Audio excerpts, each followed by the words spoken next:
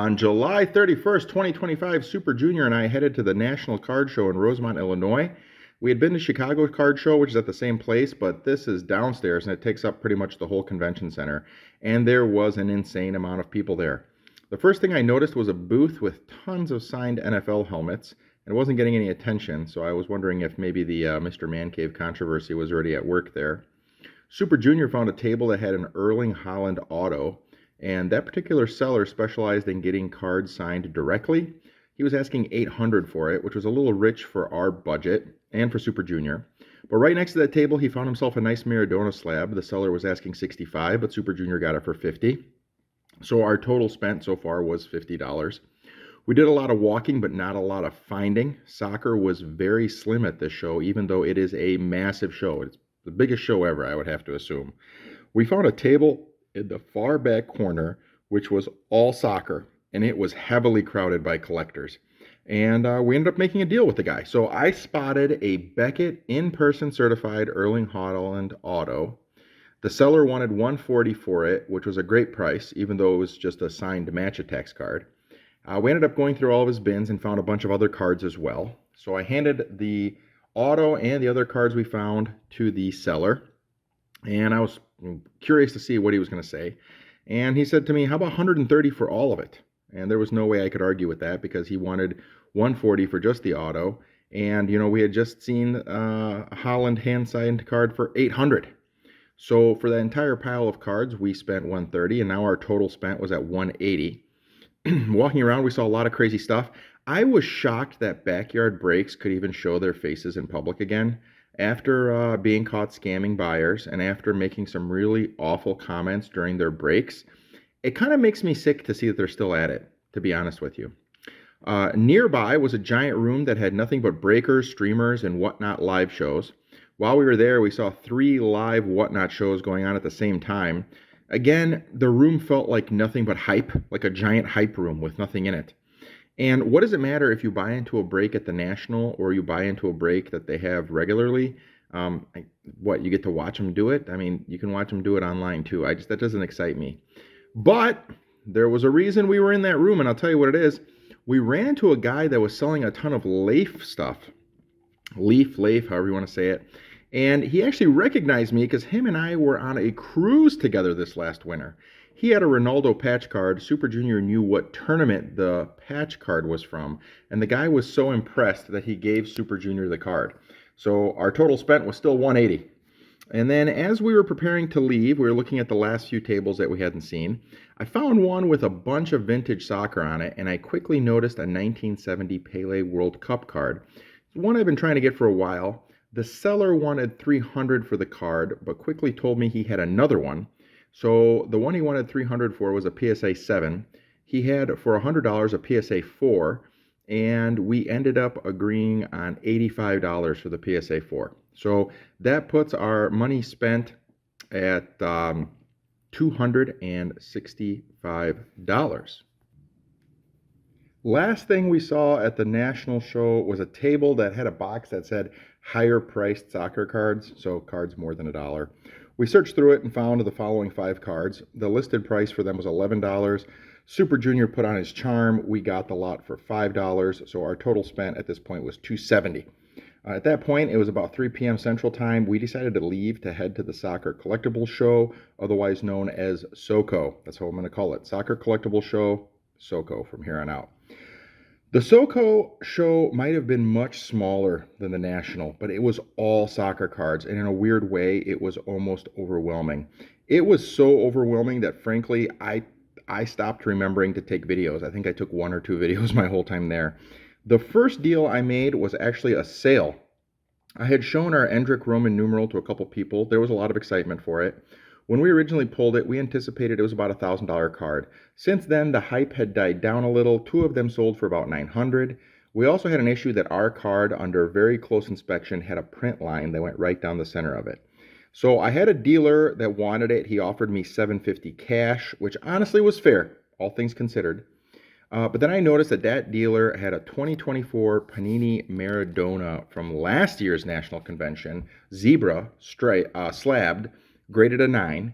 He wanted $135 for the card. So I countered, instead of $750 cash, give me 700 cash plus the Maradona for the Endrick. And there was a lot of haggling back and forth, but he agreed.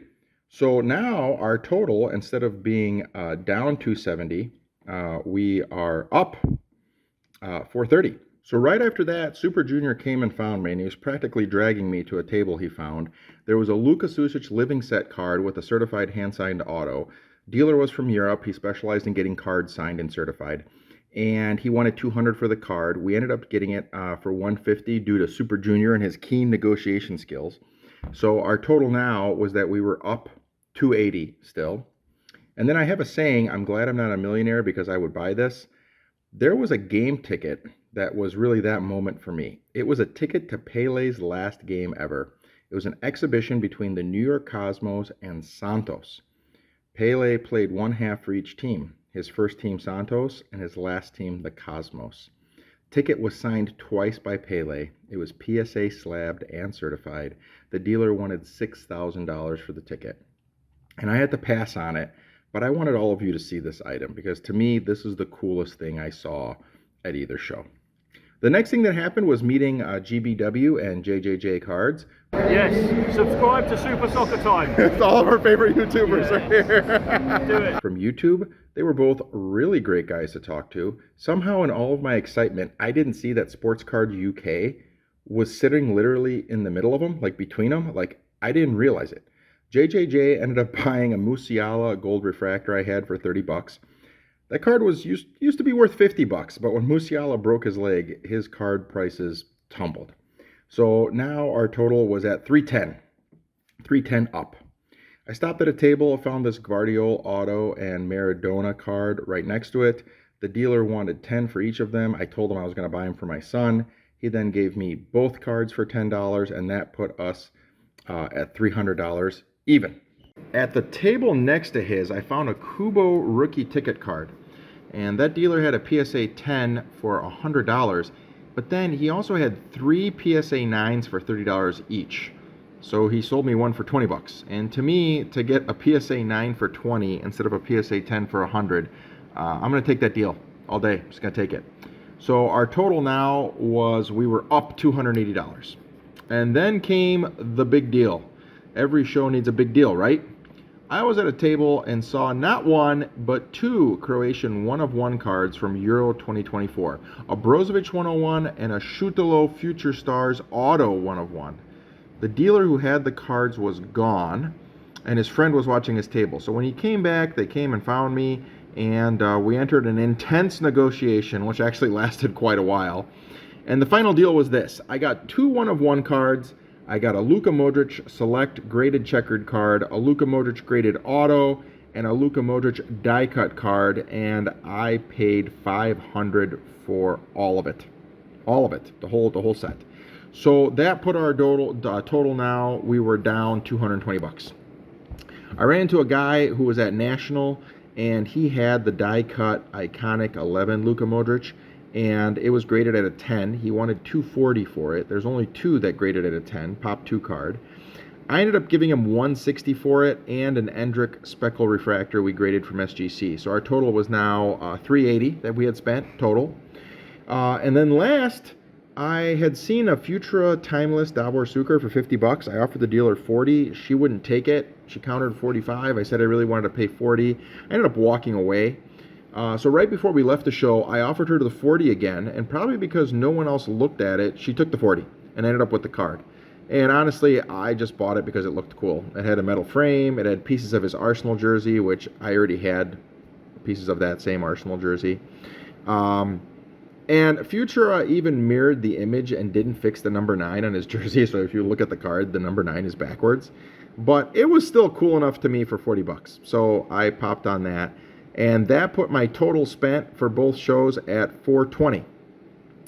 So, in the end, the SoCo show was fantastic. The national show, it's great for a lot of people. It wasn't so great for me. Yes, we got some deals. But that show had a lot of things I don't like about big shows.